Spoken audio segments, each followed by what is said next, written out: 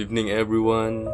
I just want to share you all with some Bible verse para sa mga hindi pa nakakapagpakinig or nakakapagbasa ng salita ng Diyos. Para to sa inyo, ito ay ang John chapter 13 verse 7.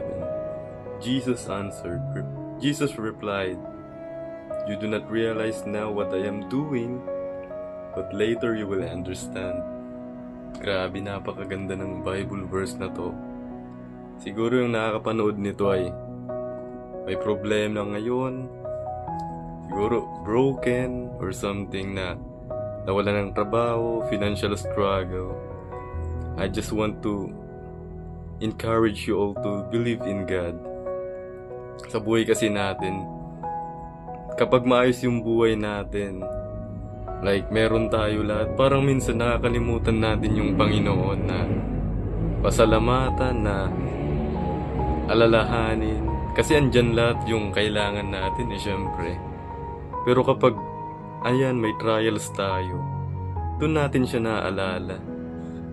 Kaya yung trials na nararanasan natin sa buhay natin everyday, hindi yan punishment, is about discipline to us. Kasi anak niya tayo yung mga magulang dinidiscipline na yung anak.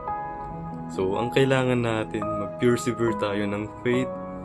Kasi kapag nag-persevere tayo ng faith, mas malalapit tayo sa Diyos. Kagaya ko, example ko na yung sarili ko.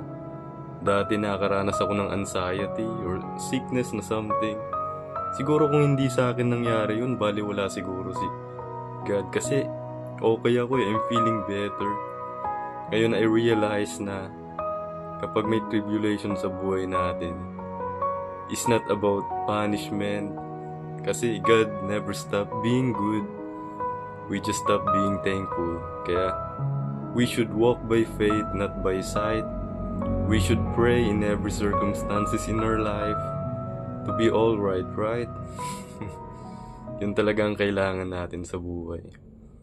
Kaya I encourage you na everyday, kahit may trial sa buhay nyo, magpasalamat kayo sa Panginoon kasi God is working for our good.